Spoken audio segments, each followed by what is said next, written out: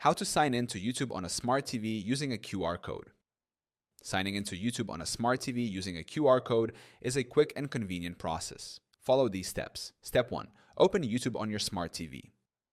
Launch the YouTube app. Turn on your smart TV and open the YouTube app. Select Sign In. Navigate to the Sign In option on the YouTube app home screen. Step 2. Display the QR code. Choose the QR code option. On the sign in screen, you will see an option to use a QR code. Scan the code. A QR code will appear on your TV screen. Step 3. Scan the QR code with your phone. Open your phone's camera. Use your smartphone's camera to scan the QR code displayed on the TV. Alternatively, use a QR code scanner app if needed. Follow the link. Once scanned, a notification or link will appear. Tap it to open in your browser. Step 4. Log into your Google account.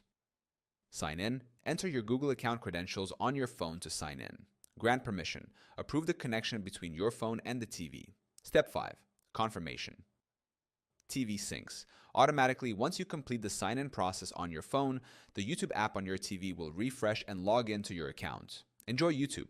Start watching your personalized content on your smart TV. By following these steps, you can easily sign in to YouTube on your smart TV using a QR code.